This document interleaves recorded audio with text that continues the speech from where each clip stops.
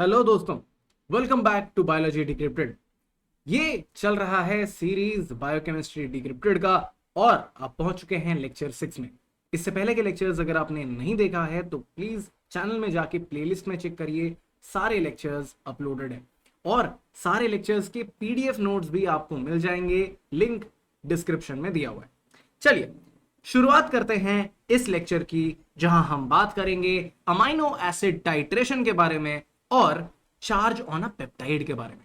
Charge on a peptide एक बड़ा important concept है जिसपे कि क्वेश्चंस हर साल आते हैं अलग अलग एग्जाम्स में। तो शुरुआत करते हैं अमाइनो एसिड टाइट्रेशन से। देखिए, अगर हम प्रीवियस क्लास को थोड़ा सा रिकैप करने की कोशिश करें और मैं देखना चाहूंगा कि आपको याद है या नहीं।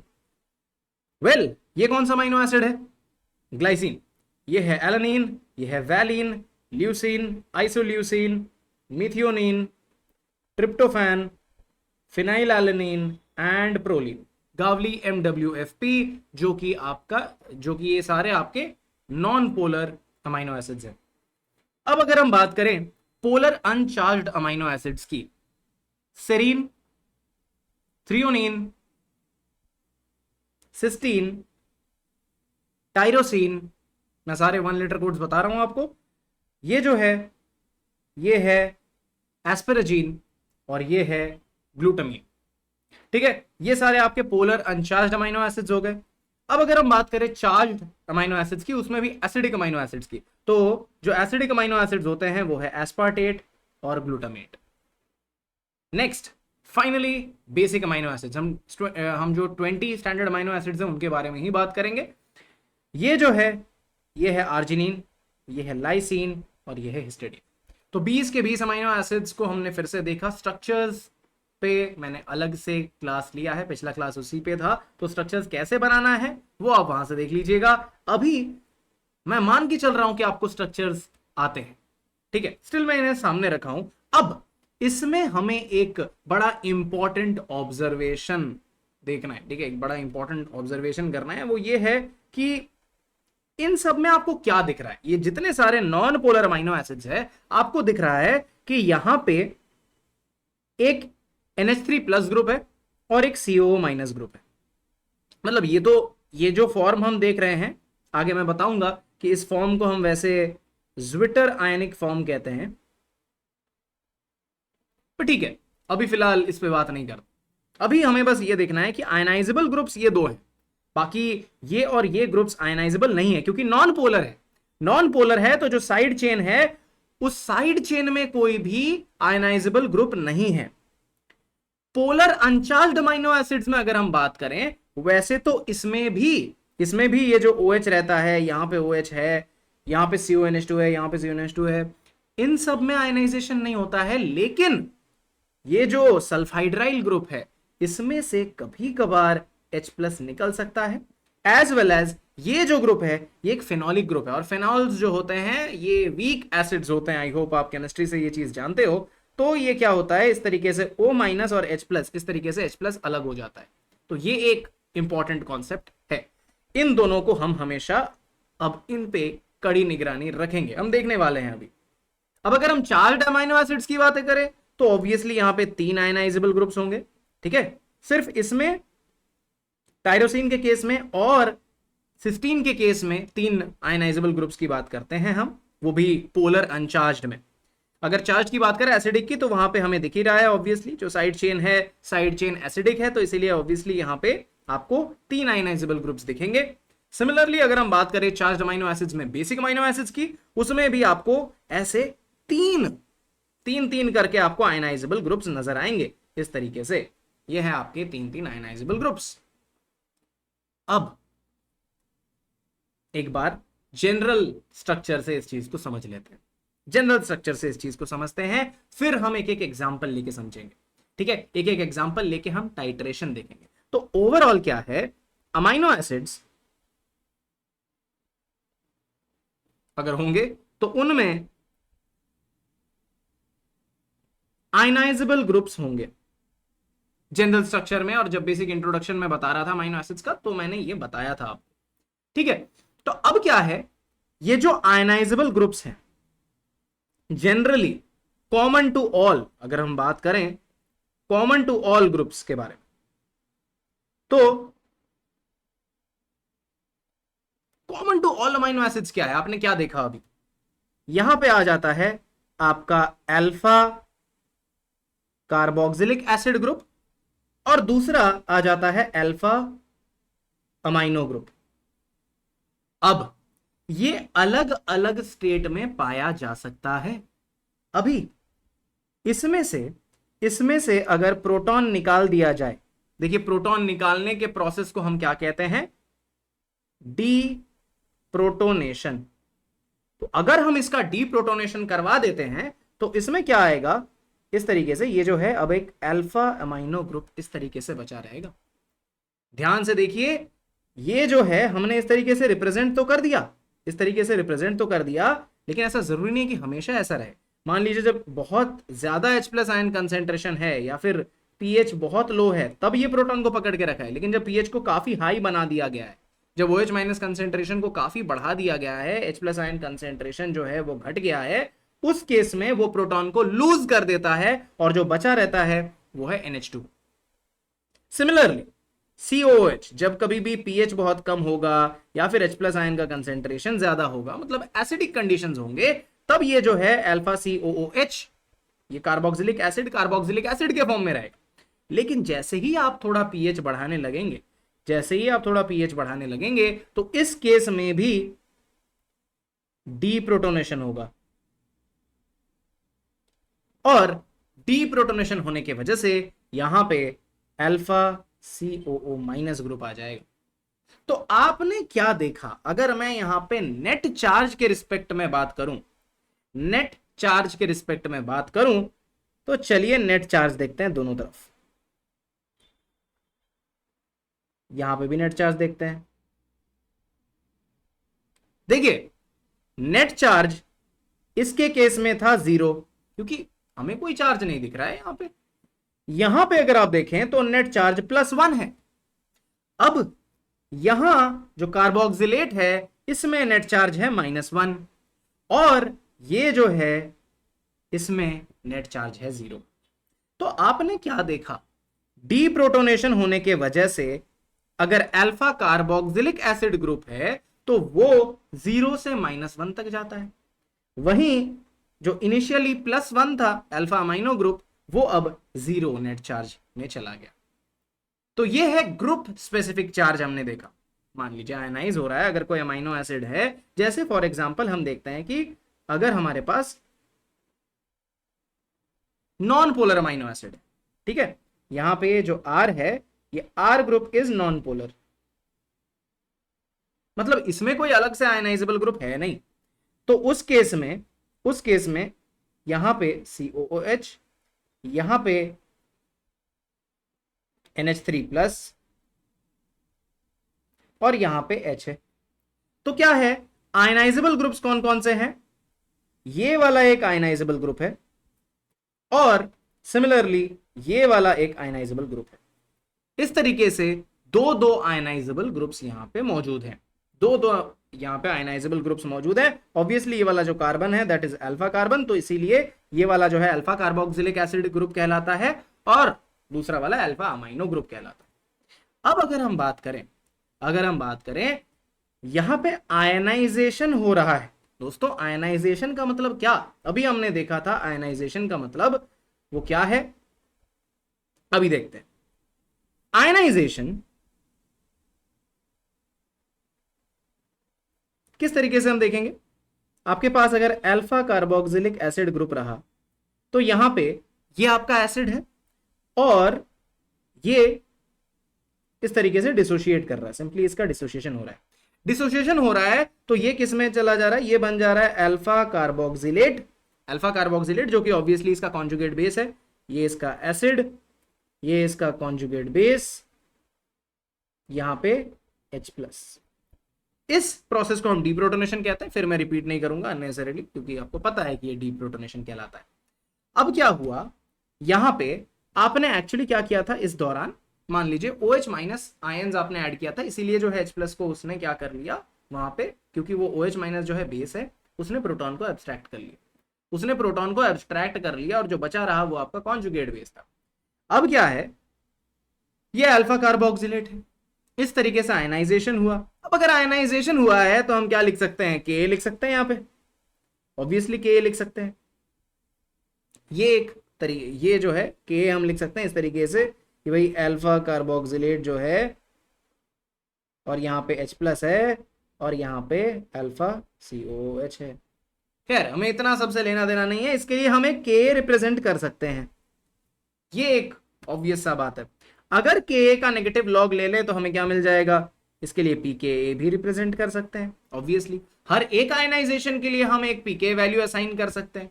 अब क्या होता है, ये सबसे पहले आयनाइज होता है, ये सबसे पहले आयनाइज होता है, तो इसीलिए इसे pK1 कहते हैं या फिर इसे K1 कहते हैं और इसे सिंपली pK1 कहा जाता है। ये होता है आपका pK1।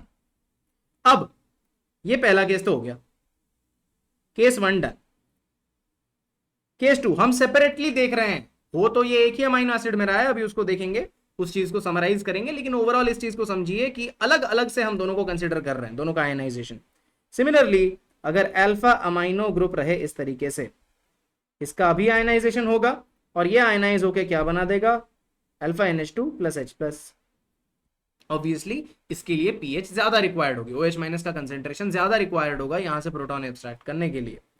ये जो है ये एसिड है, ये जो है कॉन्जुगेट बेस है और ये कॉन्जुगेट एसिड, ये कॉन्जुगेट एसिड, इस तरीके से। यहां पे भी आप एक के असाइन कर सकते हो, ये है के नंबर 2 और इसको आप कैसे लिख सकते हो, alpha NH2 H plus and यहाँ पे अल्फा NH3 प्लस।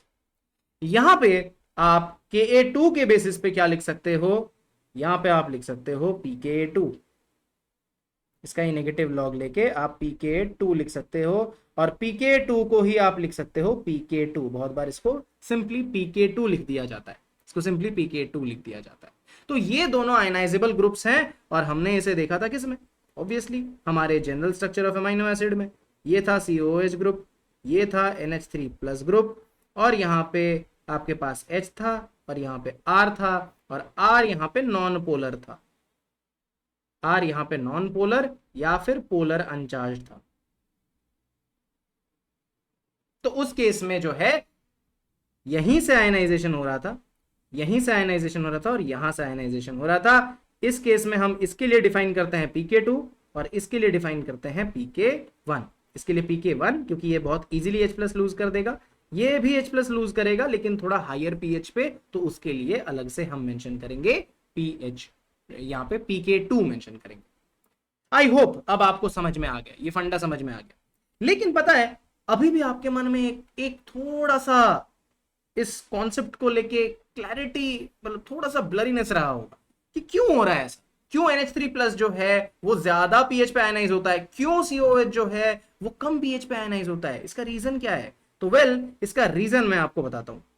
देखिए रीजन जो है ये बड़ा इंपॉर्टेंट है, कॉन्जुगेट बेस को देखना पड़ेगा।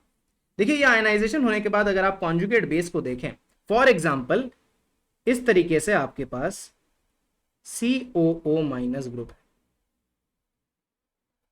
कॉन्जुगेट बेस कैसा है, कॉन्जुगेट बेस क्या है, ये इस तरीके से रेजोनेंस में पार्टिसिपेट कर रहा है अपने इलेक्ट्रॉन्स को, ये जो लोन पेयर है ये लोन पेयर को बॉन्ड बना रहा है और ये बॉन्ड जो है लोन पेयर बन रहा है क्योंकि ये डेल्टा पॉजिटिव डेल्टा नेगेटिव है। इस तरीके से ये पूरा प्रोसेस चल रहा है।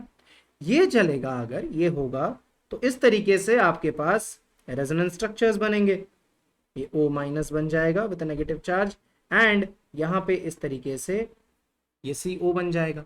अब इसका आप एक रेजोनेंस हाइब्रिड क्रिएट कर सकते हो और ये रेजोनेंस हाइब्रिड कैसा दिखेगा, COO और इसके बीच में क्या होगा, इस तरीके से जो है नेगेटिव चार्ज इस तरीके से घूमता रहेगा and this is the resonance hybrid, this is the resonance hybrid, ये आपका रेजोनेंस हाइब्रिड है। अब आप ध्यान से देखिए, इलेक्ट्रॉन को, जो इलेक्ट्रॉन उसे टेक्निकली शेयर करना चाहिए था हाइड्रोजन के साथ, वो अपनी इलेक्ट्रोनेगेटिविटी की वजह से वो इलेक्ट्रॉन्स को अपने पास रख रहा है, और अपने पास ही नहीं रख रहा है, मतलब आपने एक शेयर्ड पेयर ऑफ इलेक्ट्रॉन को, किसी ने आपके साथ शेयरिंग किया था भरोसे के साथ, और आपने क्या किया, उसको इन्वेस्ट कर दिया शेयर मार्केट में। अरे यार, मतलब उसे बिना बताए उसी का पैसा आपने उसको कहीं और फंसा दिया है, तो वो भले आपके साथ जुड़ा रहे, क्या वो स्ट्रांग तरीके से जुड़ा रहेगा? कोई भी अगर उसे बोलेगा कि चल भाई आजा, तो वो चला जाएगा, आपके साथ नहीं जुड़ा रहेगा, क्योंकि ये कार्बोक्सिलेट वाला केस है। यहां पे H प्लस जो है ये बड़े इजीली लूज हो जाएगा। H प्लस यहां पे इसका डीप्रोटोनेशन इजी होगा। और कैसे होगा? बड़ा ही सिंपल है। ये प्रोसेस होगा कैसे, इसका केमिस्ट्री वाला एंगल मैं बता देता हूं। इस तरीके से C डबल बॉन्ड O और H, यहां पे क्या हो जाएगा, ये बॉन्ड जो है यहां पे अटैक करेगा OH माइनस। हम यहां पे OH माइनस आयंस अगर बढ़ाएंगे, टाइट्रेट करेंगे फॉर एग्जांपल, तो ये क्या करेगा, प्रोटॉन को एब्स्ट्रैक्ट करेगा, ये ऐसा बन जाएगा, और इसके वजह से ये COO माइनस बन जाएगा, और इस तरीके से जो है ये वाटर बना के निकल जाएगा, तो आपने देखा यहाँ पे इतने आसानी से ये पूरा प्रोसेस हुआ, बड़े आसानी से H प्लस इसने लूज कर दिया, यानी काफी कम pH पे ही ये वो काम कर देगा। और ये बहुत इंपॉर्टेंट है ये जानना कि अगर आप OH माइनस आयंस का कंसेंट्रेशन बढ़ा रहे हो, तो obviously it will be directly proportional to pH, inversely proportional to POH, and also inversely proportional to H plus ion concentration. Overall मुद्दे की बात यह है, इसको देखना कि OH माइनस कंसेंट्रेशन बढ़ाने पे pH जो है बढ़ता है, क्योंकि pH H plus ion concentration को बढ़ाने पे घटता है, इनवर्सली प्रोपोर्शनल होता है pH, नेगेटिव लॉग होता है ना, इसलिए। तो OH माइनस आयंस को बढ़ाएंगे तो pH बढ़ता जाएगा, तो हम यहाँ पे OH माइनस इक्विवेलेंट्स ऐड करते जाते हैं टाइट्रेशन के दौरान, और इस तरीके से जो भी यहाँ पे ग्रुप्स हैं जो कि एसिडिक ग्रुप्स होते हैं, वो अपना H प्लस लूज करते जाते हैं। ये तो केस 1 था। अब यही चीज अगर हम यहां पे देखें तो फिर हुआ क्या, ओवरऑल ये जो बेस था, ये जो कॉन्जुगेट बेस था, ध्यान से देखिएगा, ये था तो कॉन्जुगेट बेस याद रखिएगा हमेशा, कॉन्जुगेट बेस यहां पे अच्छा बेस नहीं है, क्योंकि बेस का काम क्या होता है, बेस का काम होता है लोन पेयर बांटना। लेकिन यहां पे क्या कर रहा है, ये लोन पेयर जो है अच्छे से बांट नहीं पा रहा है, क्योंकि लोन पेयर को तो उसने कहीं और इन्वेस्ट कर दिया है, तो रेजोनेंस में इन्वेस्ट कर दिया है अपने लोन पेयर को, और इसी वजह से जो है ये एक वीक कॉन्जुगेट बेस होगा। और जब कभी भी कॉन्जुगेट बेस वीक होता है, तो उसका कॉन्जुगेट एसिड, उसका काउंटर पार्ट स्ट्रांग होता है, and therefore this is a better acid, और जो बेटर एसिड है वो कम pH पे ही अपना H प्लस को छोड़ देगा। ठीक है, कम pH पे ही अपना H प्लस को वो छोड़ देगा, आयनाइज हो जाएगा, और ये लगभग अगर हम बात करें तो ये जो है 2.3 के आसपास होता है। इसका pKa का वैल्यू, इसका जो pKa, और इसे हम pK1 भी कहते हैं, इसका जो वैल्यू होता है दैट इज अप्रोक्सीमेटली आप कह सकते हो 2.3 के आसपास। ठीक है, 2.3 के आसपास इसका वैल्यू होता है। ठीक है, अब यहीं पे अगर हम बात करें इस ग्रुप के बारे में, N फॉर एग्जाम्पल, इस तरीके से हम दिखा सकते हैं इसे, NH3 प्लस है, तो इस तरीके से NH। अब यहां पे भी वही होगा, लेकिन यहां पे रेजोनेंस नहीं होगा। लोन पेयर जो है वो पूरा का पूरा नाइट्रोजन के ऊपर रहेगा। हम देखते हैं फॉर एग्जाम्पल, इस तरीके से OH माइनस आया, इसने अटैक किया, इसने एब्स्ट्रैक्ट किया बेसिकली प्रोटॉन को, और इस तरीके से इसने अपना लोन पेयर यहां पे दे दिया। ऑब्वियसली नाइट्रोजन के पास इसके वजह से एक लोन पेयर आ चुका है, उसका ही खुद का लोन पेयर वापस आ चुका है, क्योंकि प्रोटॉन को छीन लिया गया, तो जो बचा दैट इज NH2। अब आप देखिए यहां पे कोई रेजोनेंस नहीं है, यहां पे क्या हो रहा था, दिस वाज रेजोनेंस से आपका बेस स्टेबिलाईज हो चुका था, और स्टेबल, अगर बेस बड़ा स्टेबल हो जाता है तो एज अ बेस वो काफी वीक हो जाता है, और एज अ बेस अगर वीक होता है तो उसका कॉन्जुगेट एसिड स्ट्रॉन्ग, और कॉन्जुगेट एसिड स्ट्रॉन्ग तो obviously H plus ion concentration जो है यहाँ पे ज्यादा मिलेगा, ऑब्वियसली इसका pK जो है रिलेटिवली कम रहेगा, इजीली आयनाइज हो जाएगा। यहाँ पे इसी चीज में आप देखिए ये H प्लस को अच्छे से पकड़ के रखेगा, इसने तो ऐसा नहीं किया, इसने तो कहीं अपना इलेक्ट्रॉन को कहीं खिलाया नहीं है, ये पूरी शेयर्ड था इसके साथ। तो यहाँ पे ऑल्दो इलेक्ट्रोनेगेटिविटी है, बट क्या हो रहा है, रेजोनेंस नहीं है, तो रेजोनेंस ना होने के वजह से इलेक्ट्रॉन्स जो है वो नाइट्रोजन के ऊपर ही रहते हैं, और इसके वजह से जो है ये बेस जो है, ये कॉन्जुगेट बेस इज स्ट्रॉन्ग, और अगर कॉन्जुगेट बेस स्ट्रॉन्ग है तो ये जो कॉन्जुगेट एसिड है ये वीक होगा। यानी पीके का वैल्यू, इसके लिए अगर हम बात करें पीके की वैल्यू यानी पीके टू की वैल्यू, या फिर इसे पीके टू भी लिखा जा सकता है, इसका जो वैल्यू होता है दैट इज अप्रोक्सीमेटली 9.5 9.7, वेरी करता है amino acid to amino acid. अगर हम एल्निन वगैरह के लिए देखें तो लगभग 9.7 होता है ये वैल्यू। यानी आपको पीएच को वहां तक लेके जाना पड़ेगा तब जाके आयनाइज होगा, इतना आसान थोड़ी है। NH2 जो है अपना H+ इतना आसानी से नहीं छोड़ेगा, जबकि अगर हम कार्बोक्सिलिक एसिड की बात करें तो अपना H+ रिलेटिवली काफी पहले छोड़ देगा। यानी 2.3 pH 2.3 के बियॉन्ड अगर आप बात करें तो अब कार्बोक्सिलिक एसिड और कार्बोक्सिलिक एसिड के रूप में नहीं मिलेगा, वो कार्बोक्सिलेट आयन के रूप में मिलेगा। सिमिलरली बियॉन्ड 9.7 तक तो ठीक है, 9.7 में 50% आयनाइज होकर रहेगा, लेकिन 9.7 के बियॉन्ड अगर आप चले जाओगे टाइट्रेशन में तो फिर क्या होगा, सारे के सारे NH3+ स्पीशीज जो है वो डीप्रोटोनेट हो चुके होंगे और बचा रहेगा NH2 and that will carry a net zero charge. ये चार्ज का फंडा हमेशा क्लियर रखिएगा, क्योंकि एंड में इसी चीज को तो समराइज करेंगे, इसी चीज को तो समराइज करेंगे। ठीक है, तो ये है एक बड़ा इंपॉर्टेंट कॉन्सेप्ट। अब यहां पे आपको बीच बीच में स्नीक पीक दिख रहा था यहां पे ग्राफ का, इसी ग्राफ के बारे में बात करेंगे। वेल हम मेनली बात करेंगे यहां पे about titration of an amino acid with non ionisable R group. Non ionisable में सारे नॉन पोलर वाले आ गए और क्या, ठीक है, इसमें सारे नॉन पोलर वाले आ गए, इसके साथ साथ कुछ पोलर अनचार्ज्ड वाले भी आ गए। ठीक है, इन सबको हम जल्दी से एक एक करके थोड़ा देख लेते हैं कौन कौन से अमीनो एसिड्स हैं। तो अगर हम बात करें नॉन आयनाइजेबल आर ग्रुप वाले अमीनो एसिड के टाइट्रेशन के बारे में, टाइट्रेशन में हम मेनली ग्राफ की बात करेंगे। और अगर आप ध्यान से देखें यहां पे हमने पीएच को प्लॉट किया है with respect to equivalence of OH minus added. मतलब हम क्या कर रहे हैं, यहाँ पे OH माइनस आ रहा है, OH माइनस यहाँ पे किडनैपर की तरह काम कर रहा है, वो H+ आयन को किडनैप करके लेके चला जाएगा। सिंपल सा बात है, डीप्रोटोनेशन करवाएगा इन शॉर्ट। ठीक है, ये बेस की तरह काम करेगा। अभी आपने देख लिया पूरा का पूरा डिटेल्ड मैकेनिज्म आपने देखा है। अब क्या है, इसको हमने ग्रुप्स को अलग अलग स्टडी किया। ऑल्दो ये ग्रुप्स जो है ये इसी पे लगे रहेंगे। यहाँ पे फॉर एग्जाम्पल वो मैंने प्लस गलती से बना दिया, ये COH है, यहाँ पे जो H होगा यहाँ पे NH3+ होगा इनिशियली, यहाँ पे R ग्रुप रहेगा और R जो है आपका यहाँ पे नॉन आयनाइजेबल रहेगा। अब अगर मैं बात करूं यहाँ पे हेडिंग की, that is titration of amino acid with non ionisable R group. देखिए दोस्तों, बड़ा सिंपल है, इसमें आप सीधा सीधी कह सकते हो कि गावली MWFP ये सारे नॉन पोलर वाले, और अगर मैं पोलर की बात करूं तो उसमें सेरीन, थ्रियोनिन और उसके साथ साथ एस्परजीन और ग्लूटामीन। ठीक है, ये हैं आपके पोलर अनचार्ज्ड वाले। क्योंकि मैंने अभी आपको बताया था कि टायरोसिन और सिस्टीन का मामला थोड़ा अलग है, ये आयनाइज हो जाते हैं क्योंकि सल्फाइड्राइल ग्रुप, ठीक है, सल्फाइड्राइल ग्रुप और जो आपका फिनोलिक ग्रुप होता है वो H+ आयन लूज कर सकता है, बिल्कुल एसिड्स की तरह ये भी लूज कर सकते हैं। जनरली ये जो अल्कोहलिक ग्रुप्स रहते हैं, एलिफेटिक अल्कोहल्स OH ग्रुप वाले, ये और अमाइड्स तो ऑब्वियसली बिल्कुल भी नहीं करेंगे। ये सारे जो हैं पोलर अनचार्ज्ड और नॉन पोलर के, पोलर अनचार्ज्ड के ये 4 मेंबर्स और नॉन पोलर के सारे इसी टाइप का कर्व, इसी टाइप का कैरेक्टरिस्टिक कर्व शो करेंगे। वैल्यू थोड़ा मोड़ा इधर उधर हो सकता है लेकिन कर्व वैसा का वैसा ही होगा।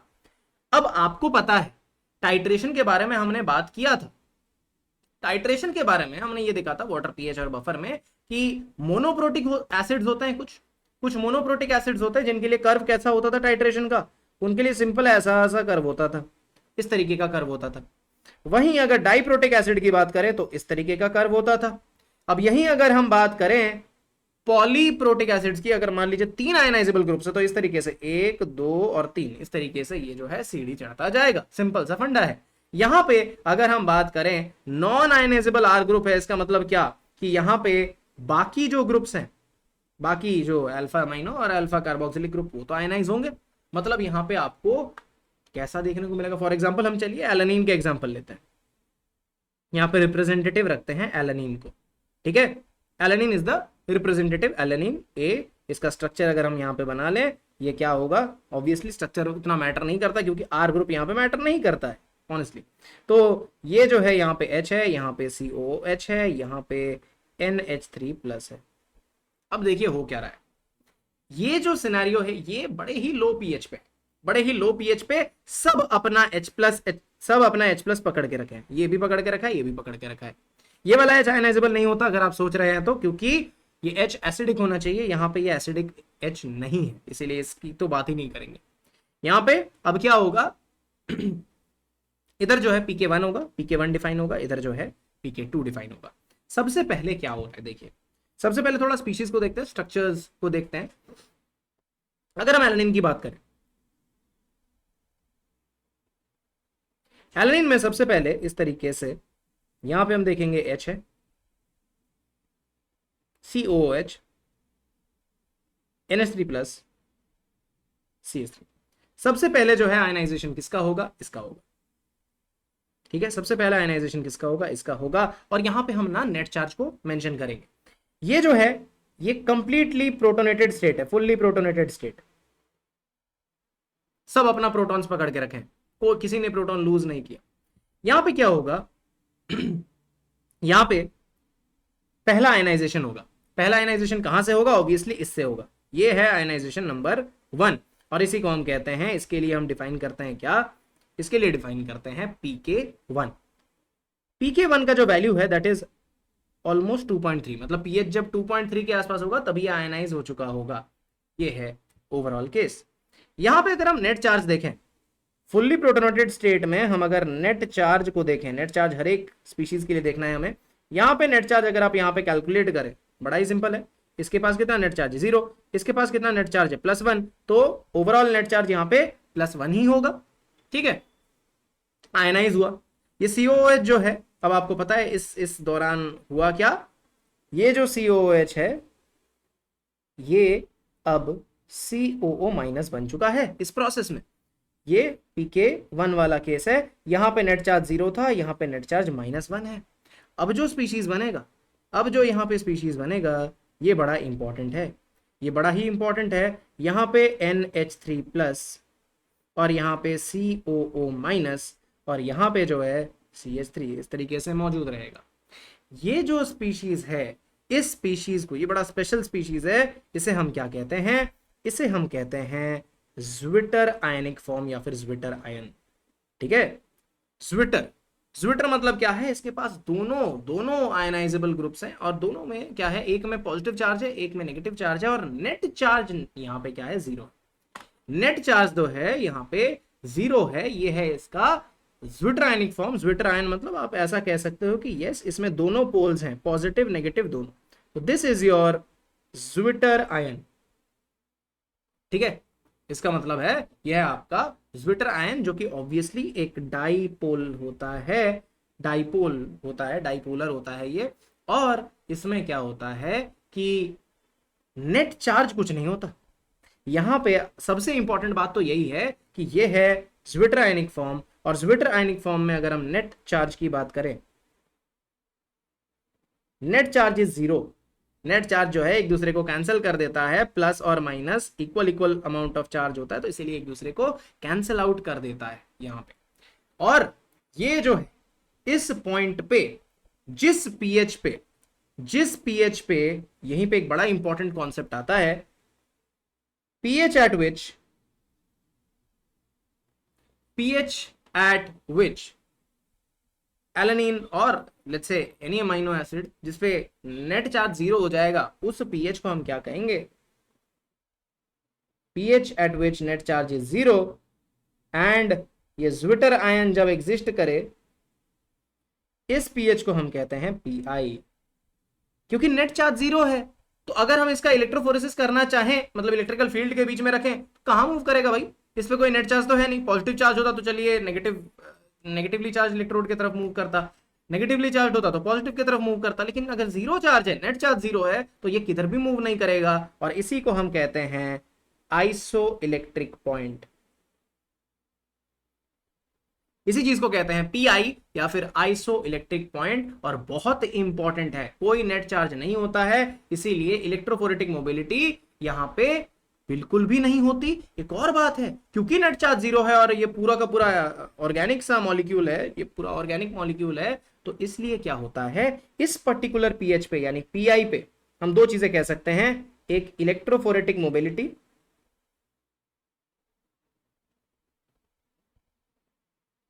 ये जीरो हो जाता है, और उसके साथ साथ हम कहते हैं ये लीस्ट सोल्यूबल होता है।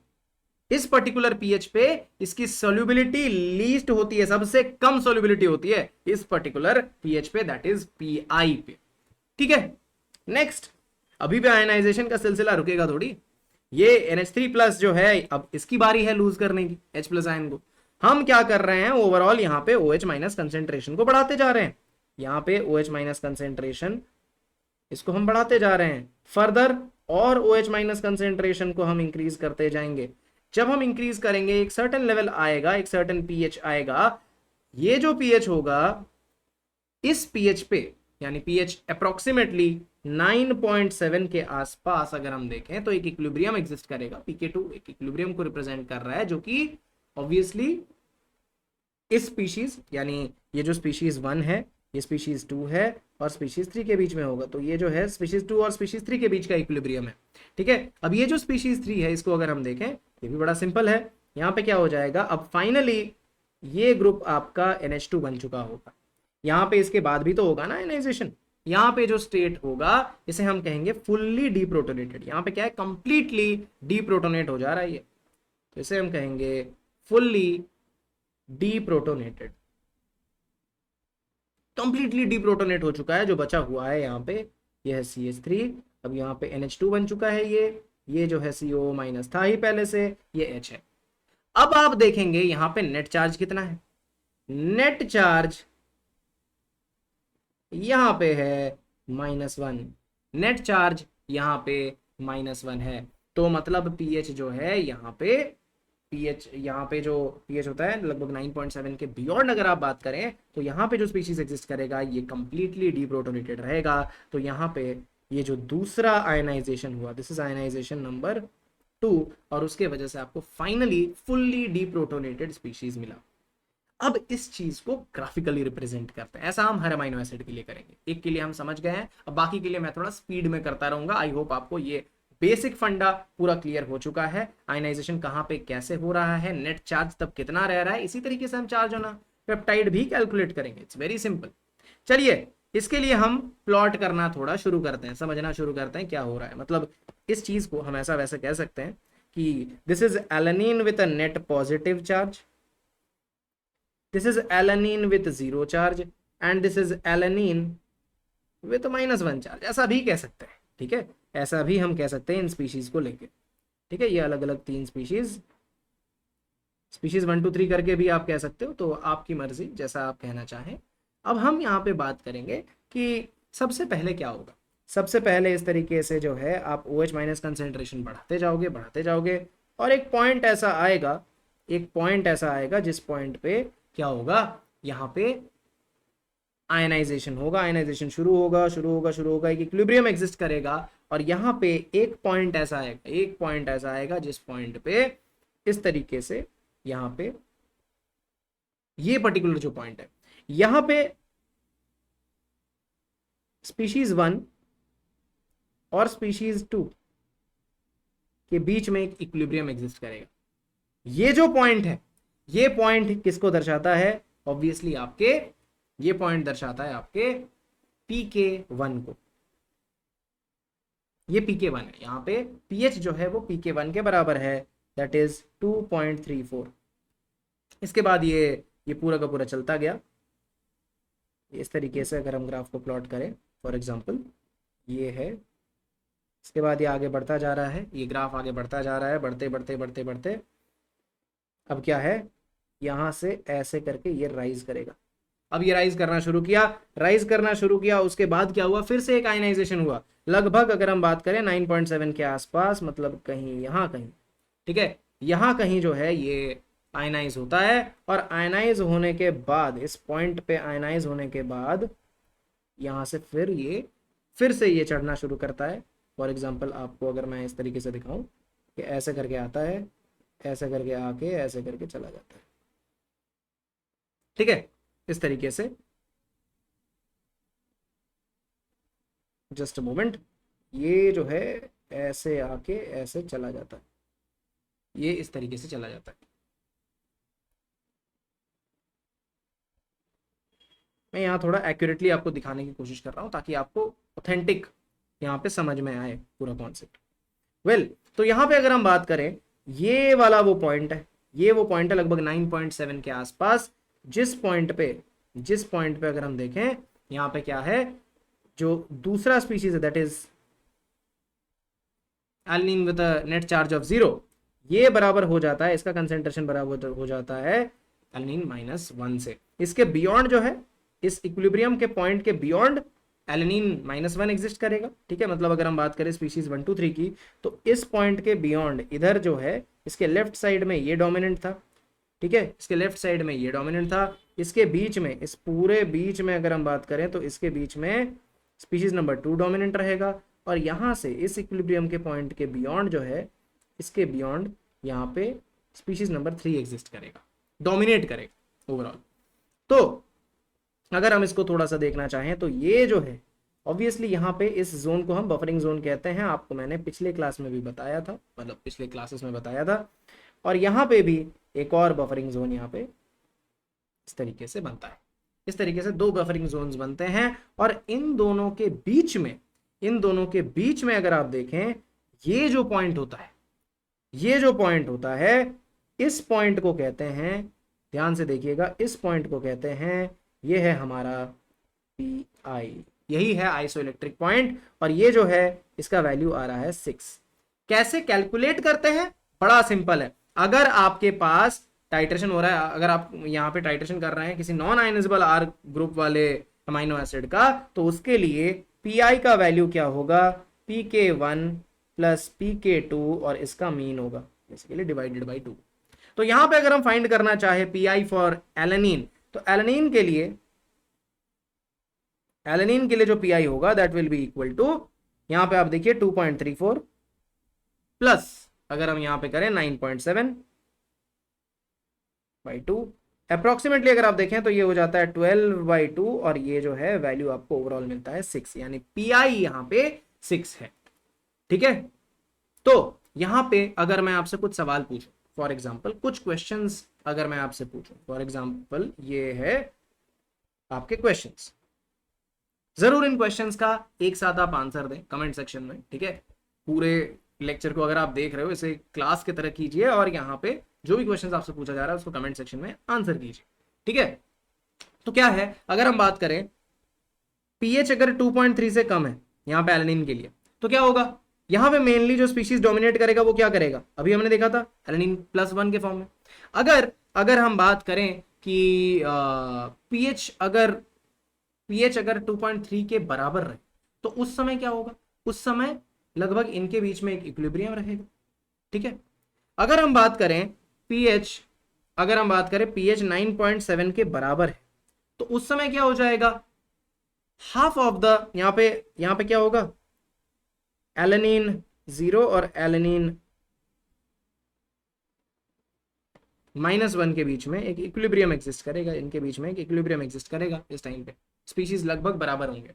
अब क्या है, अगर हम बात करें पीएच अगर 2.3 के बराबर हो रहा है, वो उसके पीएच 2.3 की बात अगर करें, फॉर एग्जांपल इस तरीके से अगर आपसे इसका सवाल पूछो, पीएच 2.3 है, तो पीएच 2.3 पे क्या होगा, पीएच 2.3 पे हम कहेंगे कि एलेनिन +1 और एलेनिन 0 के बीच में एक इक्विलिब्रियम एग्जिस्ट करेगा।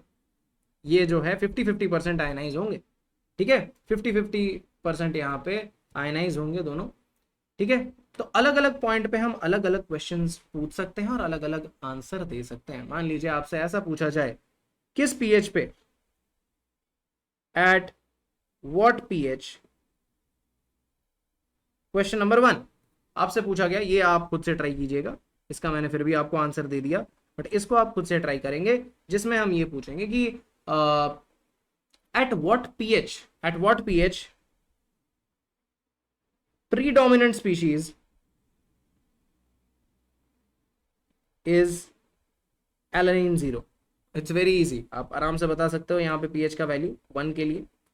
फिर हम ऐसा पूछ सकते हैं कि at what pH half of alpha amino groups are ionised. फिर मैं ये भी पूछ सकता हूं कि average net charge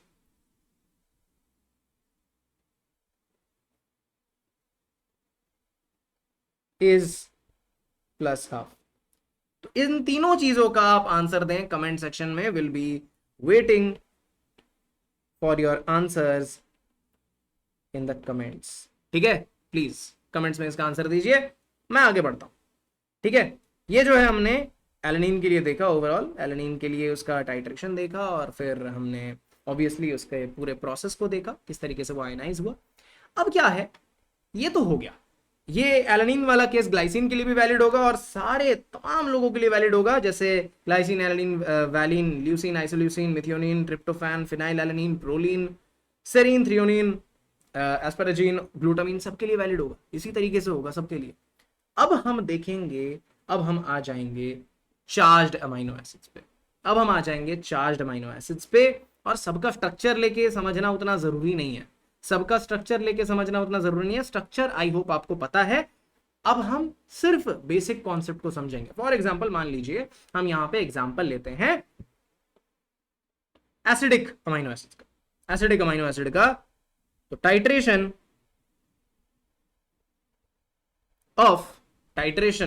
of acidic amino acids, acidic amino acids. और यहां पे अगर हम बात करें इसमें कौन कौन आ जाएंगे, यहां पे मेनली डी और ई आएंगे, ऑब्वियसली डी और ई, लेकिन इसके साथ साथ कुछ और भी लोग आएंगे, कौन से, जैसे आपका टायरोसिन और सिस्टीन,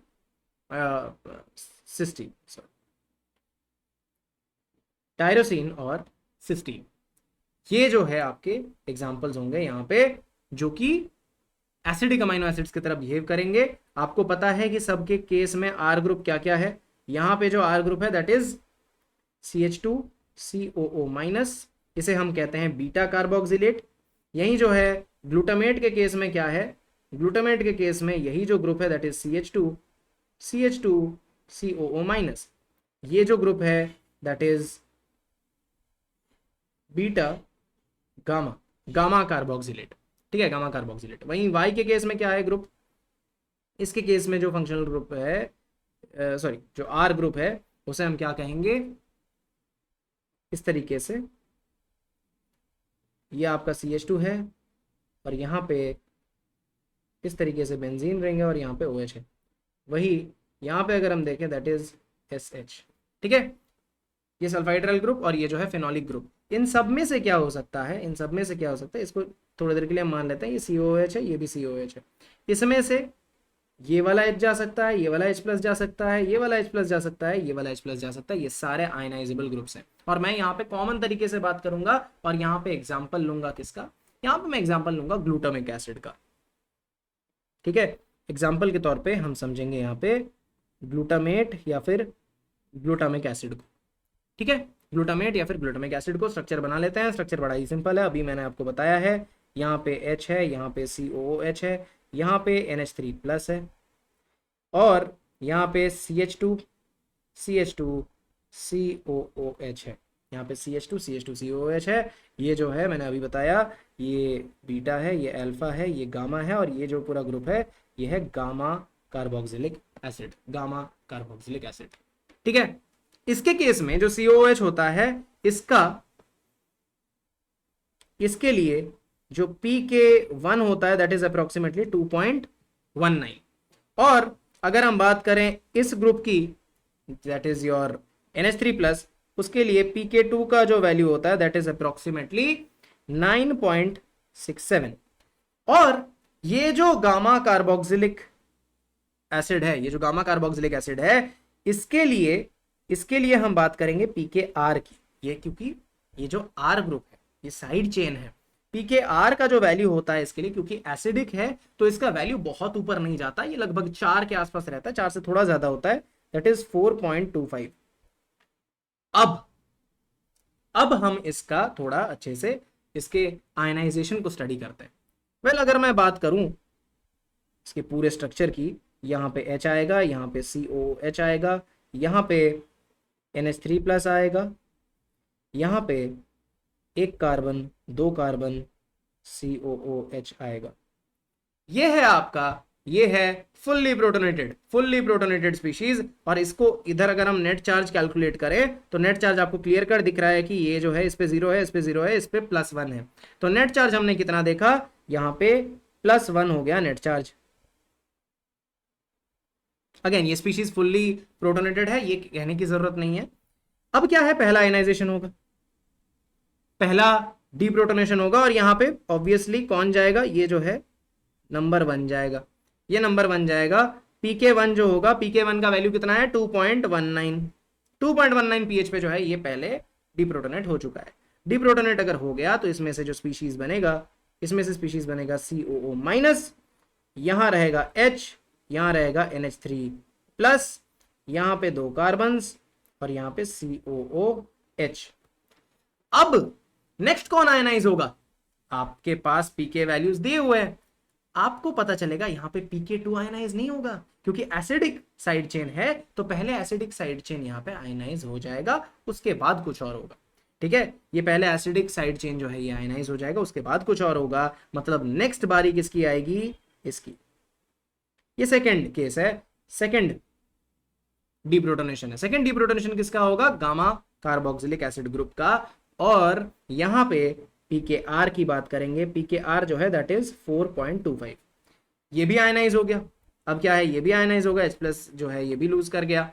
इसके बाद ऑब्वियसली हम यहाँ पे OH- आयन का कंसेंट्रेशन बढ़ा रहे हैं, यहाँ पे भी OH- कंसेंट्रेशन को और बढ़ा रहे हैं। अब फर्दर उसको और ज्यादा बढ़ाएंगे। इसके बाद क्या हो जाएगा, ये जो है यहाँ पे H है, यहाँ पे NH3 प्लस है, यहाँ पे COO- है, यहाँ पे भी COO- है, और बीच में 2 कार्बन है ऐसे। अब चलिए इस चीज को भी देखते हैं, यहां पे क्या होगा, नेक्स्ट आयनाइजेशन किसका होगा। अब ऑब्वियसली आखिरी बचा यही है, ये जो है इसकी बारी, दैट इज नंबर 3। अभी अगर हम देखें नेट चार्ज जो है, नेट चार्ज यहाँ +1 था, यहाँ पे अगर हम देखें तो नेट चार्ज कितना हो जाता है, ये +1 -1 मिला के 0 है। ये नेट चार्ज 0 है, यानी यहाँ पे ज्विट्रायनिक फॉर्म कौन है, यहाँ पे ज्विट्रायनिक फॉर्म ऑब्वियसली ये वाला है, ये है ज्विट्रायनिक फॉर्म। ठीक है, नेट चार्ज 0 है यहाँ पे, ऑब्वियसली इस पे जो है हम PI डिफाइन करेंगे, यहाँ पे PI डिफाइन करेंगे। और ध्यान रखिएगा, PI जब कभी भी मेंशन यहाँ पे मेजर किया जाता था, पिछले केस में भी आपने देखा था कि जब भी हम PI मेजर करते हैं तो जो ज्विट्रायन जहाँ पे नेट चार्ज 0 होता है उसके लेफ्ट और राइट वाले स्पीशीज के pK वैल्यू को लेते हैं और उसका हम यहाँ पे क्या निकाल देते हैं, इस तरीके से हम उसका एवरेज निकाल लेते हैं। हमेशा जो भी हमारा ज्विट्रायनिक फॉर्म रहेगा, इस ज्विट्रायनिक फॉर्म या फिर नेट चार्ज जहां पे भी 0 होगा, नेट चार्ज 0 के लेफ्ट और राइट वाले pKa दोनों को लेते हैं और इन दोनों को हम ऐड करके बाई 2 कर देते हैं, जिससे कि हम इसका एवरेज ले लेते हैं। This is very very important, याद रखिएगा, बहुत जरूरी है। ठीक है, तो इस तरीके से जो है यहाँ पे अगर हम आगे बढ़ते जाएं, ये यहाँ पे अगर आप देखें, यहाँ पे इधर भी माइनस चार्ज आ चुका है अब, और ये जो है अब ये भी डीप्रोटोनेट होगा। ओवरऑल इस पे कितना है, -1 चार्ज है, इस पे नेट चार्ज -1 है। इसके बाद क्या है, इसका भी डीप्रोटोनेशन होगा, तो यहाँ पे भी आप इक्विलिब्रियम लिखेंगे। ये जो है दिस विल बी pK2, ये आपका pK2 कितना है 9.67। ऑब्वियसली ये जो NH3 प्लस है उसमें से H+ निकल जाएगा, और जो बचा रहेगा वो होगा COO-, NH2, H, COO-, CH2। अब आपने देखा कि फाइनल जो यहाँ पे चार्ज बना दैट इज -2, इस पे टोटल चार्ज जो है -2 है।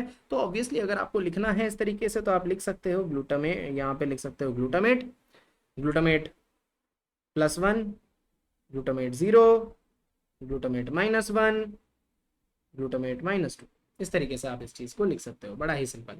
इसको अगर आयनाइज करने की कोशिश करेंगे, ऑब्वियसली यहाँ पे अगर हम देखना चाहें इसका टाइट्रेशन में क्या कर रहे हो आप, ऑब्वियसली OH माइनस आयंस को ऐड कर रहे हो और पीएच के अलॉन्ग इसको प्लॉट कर रहे हो। सबसे पहले जो है यहाँ पे क्या हो जाएगा, लगभग 2 के आसपास जो है यहाँ पे ये आयनाइज हो जाएगा। आयनाइज होने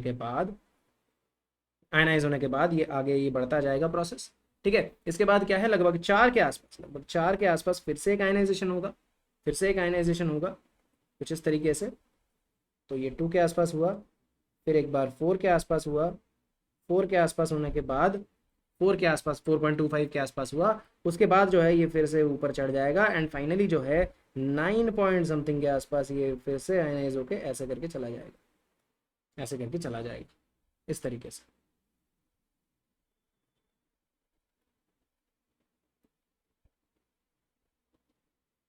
इस तरीके से ये ग्राफ बनेगा। यहाँ पे अगर आप देखें ध्यान से, ये जो है ये किसको दिखाएगा, ये है आपका PK1, ये है आपका PKR और ये है आपका PK2, ये है PK2। वेरी सिंपल, ठीक है। वैल्यूज आपको पता है सबका।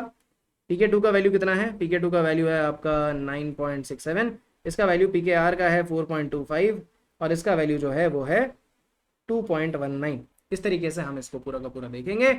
यहाँ पे अगर हम बात करें, हमें यहाँ पे फाइंड करना है पीआई का वैल्यू क्या है इस पर्टिकुलर अमाइनो एसिड के लिए। क्या करेंगे हम, ऑब्वियसली जहाँ पे आपका पीआई कहाँ पे निकलेगा वो हमें देखना है। कभी भी हम क्लोजेस्ट ग्रुप्स को लेते हैं। अगर एसिडिक अमाइनो एसिड है तो दोनों एसिडिक को लेंगे और जो आपका यहाँ पे PK2 रहेगा उसको हम कंसिडर नहीं करेंगे पीआई में, ठीक है। तो हम इस और इसको कंसिडर करते हैं। ऑब्वियसली जो आपका नेट चार्ज 0 वाला स्पीशीज है उसके इस वाले को और इस वाले को, इन दोनों के पीके को, तो PK1 प्लस PKR जो कि आपका ऑब्वियसली कार्बोक्सिलिक एसिड वाला ग्रुप है, डिवाइडेड बाई 2, ये दे देगा आपको PI फॉर चार्ज एसिडिक। यह है आपका एसिडिक चार्ज अमाइनो एसिड्स के लिए। इस तरीके से हम निकालेंगे, ये बड़ा ही सिंपल है, ठीक है। इस तरीके से हम निकालेंगे। तो इसके लिए अगर हम कैलकुलेट करना चाहें, ऑब्वियसली फॉर ग्लूटामेट अगर हम कैलकुलेट करना चाहें तो PI will be equal to PK1 plus PKR। हमें इधर PK2 से कोई लेना देना ही नहीं है क्योंकि यहाँ पे एसिडिक वाले ग्रुप्स को ही हम कंसिडर कर रहे हैं। तो इसके लिए हो जाएगा 2.19 प्लस 4.25 बाई 2, जो कि बराबर हो जाएगा, अगर हम इसको कैलकुलेट करें, ये हो जाएगा आपका 3.22, ये हो जाएगा 3.22। और ये जो वैल्यू है ये PI है, इसको अगर हम यहाँ पे कैलकुलेट करें, यहाँ पे देखना चाहें तो यहाँ पे आपको PI मिलेगा, दैट इज 3.22। इस तरीके से किसी भी अमाइनो एसिड के लिए निकाल सकते हो आप। इसके लिए एक स्पेशल केस थोड़ा याद रखिएगा, ठीक है। ऑब्वियसली आपको वैल्यू याद रखना पड़ेगा साइड चेन PK का। बाकी के लिए आप ना एक यहाँ पे एवरेज वैल्यू ले सकते हो। लगभग आपने देखा अभी तक क्या है, 2 पॉइंट समथिंग, 2.4 के नीचे ही है, 2.3 2.2 समथिंग इसके अराउंड फ्लक्चुएट कर रहा है। इधर जो है ये 9 पॉइंट समथिंग पे फ्लक्चुएट कर रहा है। जैसे आपने अभी 9.7 देखा था,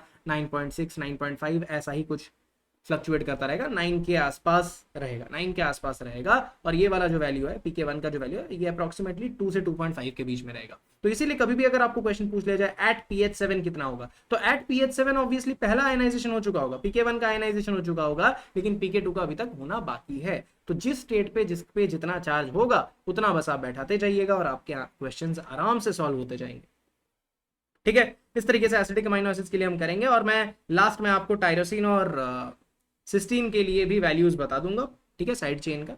उसके लिए आप निश्चिंत रहिए। अभी फिलहाल बात कर लेते हैं बेसिक अमाइनो एसिड्स के बारे में, ठीक है। टाइट्रेशन ऑफ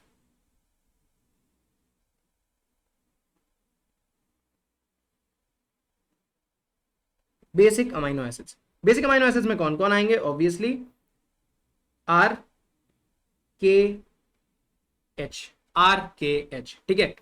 RKH की अगर हम बात करें यहां पे, तो इसमें हम किसी का भी एग्जांपल ले सकते हैं। वैसे तो किसी का भी एग्जांपल ले सकते हैं। मान लीजिए मैं यहाँ पे हिस्टिडीन का एग्जांपल ले रहा हूं, आप लाइसिन का भी एग्जांपल ले सकते हैं। चलिए, तो मैं यहाँ पे हिस्टिडीन और लाइसिन दोनों का ही ऐसे एग्जांपल ले सकता हूँ। मैं अब पूरा का पूरा स्ट्रक्चर नहीं बनाऊंगा, ठीक है, क्योंकि ऑलरेडी हमने ड्रॉ करके सब कुछ देखा है, यहाँ पे कुछ बदल नहीं जाएगा। ओवरऑल आप कैसे करोगे, क्योंकि एग्जाम्स में भी आपको क्वेश्चन सॉल्व करना होगा, तो आप कैसे करोगे, सबसे पहले जो है यहाँ पे बात करोगे हिस्टिडीन की, ठीक है, हिस्टिडीन की। और हिस्टिडीन के पास कौन सा ग्रुप है आपको पता है, बेसिक ग्रुप है। इस तरीके से आप कीजिए, तो ये जो है काफी आसान पड़ेगा ये मेथड, और जल्दी भी होगा आपसे। ये COOH, यहाँ पे H, यहाँ पे NH3+। ये हिस्टिडीन का पूरा रिंग बनाने की जरूरत नहीं है, बस NH3+ ग्रुप होता है, ये समझिए। अभी क्या है, इस पे नेट चार्ज कितना है, नेट चार्ज इज +2। इसके बाद क्या होगा, पहला यहाँ पे आयनाइजेशन होगा, पहला आयनाइजेशन होगा, ये होगा आपका PK1, ये होगा PK1। PK1 जो है इसके लिए यहाँ पे पहला आयनाइजेशन इसका ही होगा ऑब्वियसली। यहाँ पे COH का जो होगा वैल्यू जो होता है ये लगभग 1.82 के आसपास होता है, थोड़ा वेरी करता है, कभी 2 के कम जाता है, कभी 2 के से थोड़ा ऊपर रहता है, लेकिन 2 के रेंज में ही रहता है, 2 के आसपास में ही रहता है, ठीक है, मोर और लेस 2। तो यहाँ पे अगर हम बात करें, इसका आयनाइजेशन हो गया, ये COO- बन गया, यहाँ पे H है, यहाँ पे NH3+ है, यहाँ पे NH3+ है, यहाँ पे हिस्टिडीन है, और यहाँ पे NH3+ अभी भी यहाँ पे बरकरार है। अब देखिए हिस्टिडीन के लिए वैल्यू थोड़ा अलग होता है। हिस्टिडीन के लिए जो वैल्यू होता है यहाँ पे, दैट इज PKR का जो वैल्यू होता है, ठीक है, ये मैं बता दूं थोड़ा सा। अगर हिस्टिडीन की बात करें, ठीक है, हिस्टिडीन में कौन सा यहाँ पे साइड चेन होता है, साइड चेन जो होता है वो होता है इमिडाजोल। एक CH2 होता है, और उसके साथ साथ जो रिंग होता है वो है इमिडाजोल रिंग। हमने देखा था वो शील्ड, ठीक है, हमने शील्ड देखा था, यहाँ पे इस तरीके से प्रेजेंट होता है, ये नाइट्रोजन, यहाँ पे हाइड्रोजन, और इस तरीके से ये शील्ड रहता है। यहाँ पे जो ये अमाइनो ग्रुप है, ये उतना ज्यादा जो है, उतना ज्यादा पीके इसका होता नहीं है, इसका पीके जो है काफी कम होता है, that is PKR of histidine is equal to 6 के आसपास होता है। अब 6 है, और नॉर्मल जो अल्फा अमाइनो ग्रुप है, अल्फा अमाइनो ग्रुप है, ठीक है, हिस्टिडीन के केस में अगर हम बात करें अल्फा अमाइनो ग्रुप की, यह है हिस्टिडीन का साइड चेन, ये जो है अगर हम बात करें, ये है H, ये है COOH, ये है NH3+। इस अल्फा अमाइनो ग्रुप की अगर हम बात करें, तो इसके लिए जो PK2 होगा, PK2, ये तो PKR है, ये PK1 है, PK1 हमने अभी देखा 1.82 के आसपास है, ये 1.82 है। PK2 जो है ये है 9.17, 9.17। और यहाँ पे आप देख सकते हो कि PKR छोटा है, उसके बाद PK2 आ रहा है, तो ऑब्वियसली कौन पहले यहाँ पे आयनाइज होगा, ये। नेक्स्ट प्रायोरिटी यहाँ पे किसको मिलेगा, नंबर 2 आपके PKR को, यहाँ पे PKR मिलेगा आपको। तो इधर जो है आप लिखेंगे PKR इज इक्वल टू 6.0। यहाँ पे क्या हो जाएगा, ये आयनाइज हो जाएगा, और फाइनली आपके पास जो बचेगा वो है ये, इधर NH2 बचेगा, यहाँ पे NH3+ बचेगा, यहाँ पे COO- बचेगा, यहाँ पे H। नेक्स्ट एक फाइनल आयनाइजेशन होगा इसका, जो कि नंबर 3 है, और यहाँ पे हम डिफाइन करेंगे PK2। PK2 will be equal to, PK2 यहाँ पे बराबर होगा, अभी हमने देखा था 9.17 के, और यहाँ पे जो फाइनल आपको फुल्ली डीप्रोटोनेटेड स्पीशीज मिलेगा वो है COO-। यहाँ पे आपको मिल जाएगा NH2, यहाँ पे H, यहाँ पे हिस्टिडीन, और ये भी NH2। ये भी जो ग्रुप रहेगा इमिडाजोल में, ये भी NH2 बन चुका होगा। तो यहाँ पे हम क्या देख सकते हैं, नेट चार्ज। नेट चार्ज अब बहुत ही आसान है, आप जल्दी से देखिए, इस पे नेट चार्ज कितना है, +2 -1, दैट इज +1। यहाँ पे जो चार्ज है दैट इज 0, एंड यहाँ पे जो चार्ज है दैट इज -1। तो इसका साइकिल कैसे चल रहा है, +2 +1 0 -1।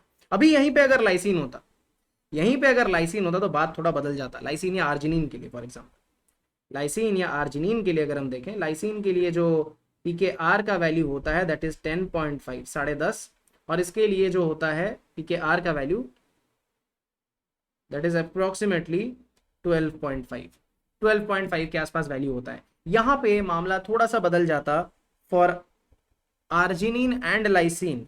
इसके केस में क्या होगा, ऑर्डर होता ऑब्वियसली, ये +2 से +1 से 0 से -1 में ही आता, इसमें ये पूरा प्रोसेस वही चलता। लेकिन यहाँ पे इस चीज को समझिए, यहाँ पे मान लीजिए मैं लाइसिन की बात कर रहा हूँ। चलिए, लाइसिन के ऊपर +2 चार्ज है, यहां से जब लाइसिन जाएगा +1 पे तो यहाँ पे pk1 होगा ऑब्वियसली। इसके बाद जो है यहाँ पे अब दोनों में डिफरेंस आएगा। इसके लिए कितना वैल्यू था 10, इसके लिए 12.5, यहाँ पे 10.5। ऑब्वियसली यहाँ पे कौन बड़ा है, दोनों ही केस में pkr is greater than pk2, इसीलिए pk2 पहले हो जाएगा। यहाँ पे अल्फा अमाइनो जो ग्रुप है उसका आयनाइजेशन पहले हो जाएगा, एंड उसके बाद ये जो है लाइसिन 0 बनेगा। इसके बाद pkr होगा, यानी जो साइड चेन है उसका आयनाइजेशन होगा, एंड फाइनली लाइसिन -1 बनेगा। सिमिलर फॉर आर्जिनिन, आर्जिनिन के लिए भी एग्जैक्ट सेम चीज, एग्जैक्ट सेम तरीके से होगा। हिस्टिडीन बड़ा पिक्यूलियर केस है, क्योंकि हिस्टिडीन का जो साइड चेन अमाइनो ग्रुप है उसका पीके जो है वो कम है pk2 से। ठीक है, यहाँ पे pkr ज्यादा है इन दोनों ही केसेस में। ठीक है, तो ये बड़ा इंपॉर्टेंट हो जाता है। इस तरीके से आप किसी भी पॉइंट पे नेट चार्ज कैलकुलेट कर सकते हो। इस तरीके से आप किसी भी अमाइनो एसिड पे नेट चार्ज कैलकुलेट कर सकते हो। ठीक है, तो अभी अगर हम बात करें फॉर एग्जांपल आपके पास,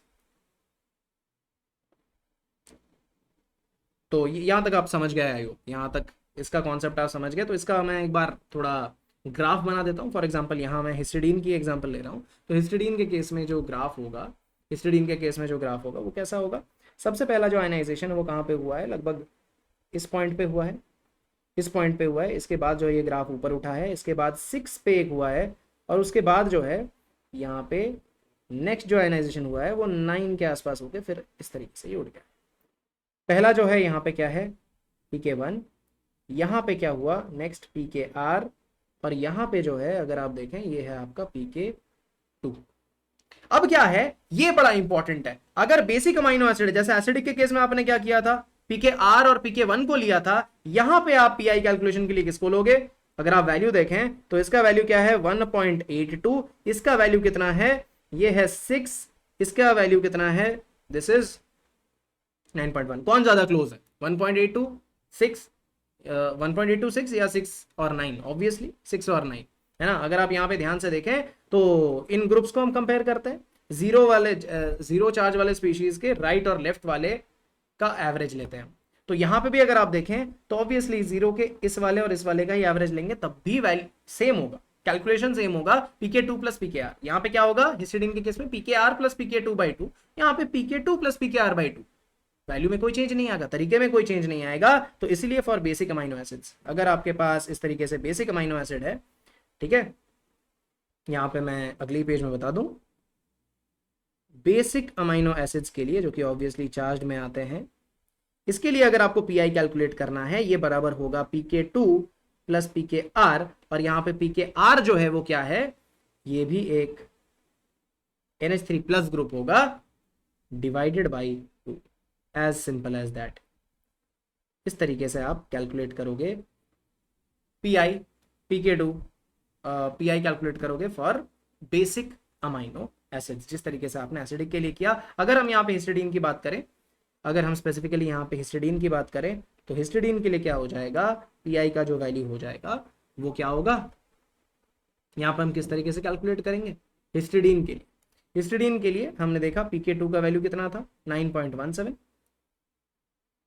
प्लस यहाँ पे 6.0/2, यानी यहाँ पे आप देख सकते हो दिस इज 15.17/2, यानी आप इसको अप्रोक्सीमेटली कैलकुलेट कर सकते हो 7.58। ये आएगा आपका पीआई फॉर हिस्टिडीन। तो ये है ओवरऑल कॉन्सेप्ट, इस तरीके से हम अमाइनो एसिड्स के लिए निकालते हैं। अब हम बात करेंगे चार्ज ऑन अ पेप्टाइड की। वैसे चार्ज ऑन अ पेप्टाइड को जानने के लिए हमें पेप्टाइड को जानना पड़ेगा, पेप्टाइड कैसे बनेगा, इन्हीं अमाइनो एसिड से बनेगा, और इसके लिए सबका आपको एक बार वैल्यू पता होना चाहिए pkr का। pk1 और pk2 के लिए हम जनरल वैल्यू लेंगे। तो ये रहे आपके सामने सारे वैल्यूज। तो अगर हम बात करें pk1 की, मतलब pk1 किसके लिए होगा, obviously alpha carboxylic acid group के लिए, ये होगा अल्फा अमाइनो ग्रुप के लिए। ठीक है। तो अल्फा कार्बोक्सिलिक एसिड के लिए आप एवरेज अगर लोगे, वैसे सबके लिए अलग अलग होता है, पूरा का पूरा टेबल होता है, आपको ऑलरेडी ये टेबल जो है आराम से मिल जाएगा अगर आप सर्च करोगे इंटरनेट पे या फिर किसी भी स्टैंडर्ड बुक में। तो इसके लिए हम एक एवरेज वैल्यू लेंगे 2.2, अगर दिया हुआ नहीं रहे, वैसे एग्जाम में क्वेश्चंस में आपको दिया हुआ रहेगा इसका भी वैल्यू। अगर हम बात करें अल्फा अमाइनो ग्रुप की, एवरेज अगर आप देखोगे लगभग 9.4 9.5 के आसपास आएगा, ये 2.1 2.2 के आसपास आएगा। पीकेआर के जो वैल्यूज हैं वो कभी कभार आपको थोड़ा याद रखना पड़ेगा। पीकेआर की बात अगर हम करें बीटा कार्बोक्सिलिक एसिड ग्रुप के लिए तो दैट इज 3.65, और अगर हम गामा कार्बोक्सिलिक एसिड ग्रुप के लिए बात करें ग्लूटामेट के लिए ये है 4.25। सिमिलरली बेसिक अमीनो एसिड्स के लिए ये एक इंक्रीजिंग ऑर्डर में ही मैंने लिख रखा है। आर्जिनिन के लिए है 12.5, लाइसिन के लिए है 10.5 और हिस्टिडीन के लिए है 6। ठीक है, तो ये अप्रोक्सीमेटली 4 से थोड़ा कम, इसे आप कह सकते हो 4 से थोड़ा ज्यादा, इसको कह सकते हो सिंपली 12.5, 10.5 और ये है 6। इस तरीके से आप लिख सकते हो। सल्फाइड्राइल ग्रुप जो सिस्टीन में होता है उसके लिए वैल्यू होता है 8.18, और ये जो फिनॉल है इसके लिए वैल्यू है 10.07, और इसीलिए इसके केस में जो पीआई होगा, इसके केस में जो इस केस में जो आप कैलकुलेट करोगे, ये कैलकुलेशन आपको कैसे करना है, इस कैलकुलेशन के लिए आप यूज करोगे ऑब्वियसली आपका वहां पे 9.5 वैल्यू रहेगा, यहाँ पे जो है आपका वैल्यू रहेगा लगभग, फॉर एग्जांपल अगर मैं बात करूं इसके ज़्यादा क्लोज है, इसके भी ज़्यादा क्लोज है, लेकिन अगर मैं एक्चुअली इसका एक्चुअली मैं पीआई कैलकुलेट करूं तो यहाँ पे हम किसको कंसिडर करेंगे, इसके केस में आप किसका एवरेज लोगे 2.2, आप इसका एवरेज लोगे, ठीक है, इसका और इसका एवरेज लोगे 2.2 प्लस 8.18/2, इसके लिए जो वैल्यू आ जाएगा पी आई का दैट विल बी 5.07 समथिंग। ठीक है, 5 पॉइंट समथिंग आएगा बिकॉज दोनों का सम जो है 10 के आसपास आ रहा है, 10 पॉइंट समथिंग। ठीक है, वहीं अगर आप देखोगे यहाँ पे फिनॉल का ये वाला जो वैल्यू है दैट इज 10.07, यहाँ पे अगर आप एक्चुअली कैलकुलेट करोगे तो इसको आप इसका और इसका ही एवरेज लोगे, इसका और इसका एवरेज लेके 2.2 प्लस 9.5 मिला के अगर आप देखोगे 11.7 आ रहा है, this is somewhere equal to 5.66। यहाँ पे इस वैल्यू को हम इस वैल्यू को नहीं लेंगे, इस केस में इन दोनों को लेंगे। ठीक है, इसके पीआई कैलकुलेशन के लिए इसको और इसको लेंगे। ठीक है, इसके लिए मैं जल्दी से बता दूं, बड़ा इंपॉर्टेंट है ये, PK1 प्लस इसके लिए पीआई अगर आपको कैलकुलेट करना है, फॉर एग्जांपल पीआई इसके लिए होगा PK1 प्लस PKR/2, इसके लिए PI is equal to PK1 plus PK2/2। ठीक है, ये जो है इन दोनों का केस थोड़ा सा स्पेशल होता है, इसके लिए वैल्यू अगर आप देखें इसका वैल्यू होता है, ठीक है, इसके लिए वैल्यू जो होता है ये 5.07 होता है पीआई, एंड इसके लिए जो वैल्यू होता है दैट इज 5.66, ये होता है वैल्यू। ठीक है, अगर आप देख नहीं पा रहे हैं तो अब आप देख सकते हैं 5.07 और ये है 5.66। ठीक है, आई होप अब हमें आगे बढ़ जाना चाहिए, हमें सबके वैल्यूज पता चल चुके हैं, अब directly charge on a peptide की बात करते हैं। क्वेश्चंस वैसे आपको खुद ही प्रैक्टिस करना है, अलग अलग सिनेरियो पे क्वेश्चन आपको प्रैक्टिस करना है, मैं यहाँ पे आपको एक एग्जाम्पल के साथ बताऊंगा, एक एग्जाम्पल पे हम ये सब कुछ अप्लाई करेंगे, ये सारा कॉन्सेप्ट। ठीक है, चलिए आगे बढ़ जाते हैं। वेल, अब आता है charge on a peptide. Peptide से मेरा मतलब क्या है बताए, पेप्टाइड से मेरा मतलब है peptide itself, P E P T I D and E, ये है आपका पेप्टाइड। पेप्टाइड जिसका स्पेलिंग भी पेप्टाइड और जिसका मतलब भी पेप्टाइड और जिसका सीक्वेंस भी पेप्टाइड। फाइन, मजा आया, आई होप आपको, अगर मजा आया हो तो एक लाइक जरूर कर दें इस सेशन को और शेयर कर दें इस सेशन को अपने दोस्तों के साथ, बिकॉज यहाँ पे काफी डिटेल में आपको चीजें समझाई जा रही हैं। देखिए, यहां पे आपको हमेशा हमेशा हमेशा किसी भी पेप्टाइड में आपको एन टर्मिनल को दिखाना ही पड़ेगा, यह है एन टर्मिनस या फिर अमाइनो ग्रुप जो होता है, और ये जो है ये होता है सी टर्मिनस या फिर COOH। वाला ग्रुप, ठीक है, ये कार्बोक्सिल टर्मिनस या फिर ये जो है अमाइनो टर्मिनस होता है, हमेशा उसको दिखाना जरूरी है, क्योंकि आपको ये पता होना चाहिए कि पेप्टाइड अगर है, फॉर एग्जांपल ये मेरा अमाइनो ग्रुप, ये कार्बोक्सिलिक एसिड ग्रुप, अगर मैं किसी से एक्चुअली पेप्टाइड फॉर्म कर रहा हूं तो मेरे जो दोनों हाथ है वो एंगेज्ड होंगे पेप्टाइड बॉन्ड में और उसमें से वाटर निकल चुका होगा। ये मैं समझाऊंगा, पेप्टाइड बॉन्ड के कैरेक्टरिस्टिक्स के बारे में बताऊंगा नेक्स्ट क्लास में, तो फिर वहां पे हम डिस्कस करेंगे पेप्टाइड के फॉर्मेशन के बारे में, कैसे वाटर निकलता है तो पेप्टाइड बनता है, उसकी मॉलिक्यूलर वेट, इन सब चीजों के बारे में। अभी फिलहाल हम सिर्फ 4 जो ना पेप्टाइड देखते हैं। अब आपको क्या देखना है, सिंपली आयनाइजेबल ग्रुप्स को मेंशन करना है, ये आपका मेजर काम होना चाहिए। यहाँ पे क्या है आपको दिख रहा है, प्रोलीन, प्रोलीन इनसे कोई लेना देना नहीं है, ये थ्रियोनिन इससे भी कोई लेना देना नहीं है, आइसोल्यूसिन लेना देना नहीं है, लेकिन डी और ई से लेना देना है। इसके पास COOH ग्रुप होगा, ऑब्वियसली इसके पास अल्फा अमाइनो, किसी भी, इनको हम अमाइनो एसिड रेसिड्यूज कहते हैं, जैसे ये सारे रेसिड्यूज है, मतलब इनके पास ना फ्री अमाइनो ग्रुप है ना कार्बोक्सिलिक एसिड ग्रुप है। यहाँ पे जो बॉन्ड बना हुआ है ये पेप्टाइड बॉन्ड है, विच इज CONH बॉन्ड, ये आपका CONH पेप्टाइड बॉन्ड है, जो कि किससे बना है, ऑब्वियसली एक COOH ग्रुप रहा होगा, एक NH2 ग्रुप रहा होगा, इसमें से क्या हुआ है, इससे OH और इससे H निकल चुका है, यहाँ पे जो है वाटर निकल चुका है और इससे जो बना that is your peptide bond. चलिए मैंने समझा ही दिया कि पेप्टाइड बॉन्ड क्या होता है। तो ओवरऑल इनके बीच में सारे जगह पे पेप्टाइड बॉन्ड मौजूद है, तो जहां जहां पेप्टाइड बॉन्ड मौजूद है ऑब्वियसली उसके अमाइनो ग्रुप और मतलब अल्फा अमाइनो ग्रुप और अल्फा कार्बोक्सिलिक ग्रुप कभी भी फ्री नहीं रहेगा। जो फ्री रहेगा, जो फ्री दिखेगा वो है आपका कार्बोक्सिलिक एसिड ग्रुप, इस तरीके से। और यहाँ पे ये जो एसिडिक अमाइनो एसिड है सिर्फ इसके लिए ही COOH ग्रुप इस तरीके से निकला हुआ रहेगा, ठीक है। यस, अब आपको क्वेश्चन दिया गया, calculate charge on the peptide. मजे की बात, हमारे पेप्टाइड का नाम ही पेप्टाइड है, तो calculate charge on the peptide at pH 7।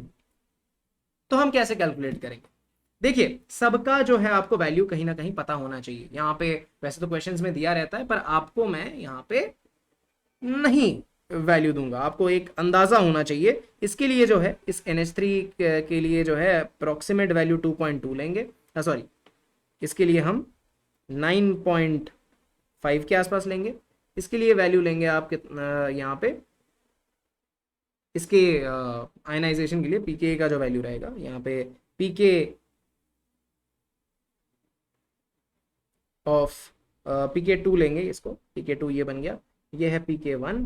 pK1 जो है अप्रोक्सीमेटली हम यहाँ पे लेंगे 2.2 के आसपास। अभी हमने जो देखा था, अभी हमने जो ये वैल्यू स्पेसिफाई किया था, इसी को हम देखेंगे। अब यहाँ पे देखिए ये ग्रुप्स, ये क्या है, ग्लूटामेट। ग्लूटामेट के लिए जो वैल्यू रहता है कितना रहता है, लगभग 4 अभी हमने देखा था 4.25।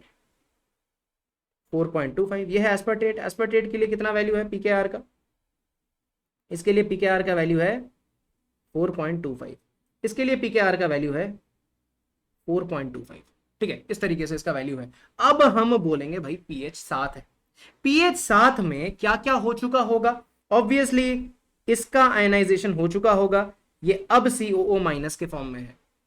यानी पहले कितना चार्ज था ये हमें पहले देखना पड़ेगा।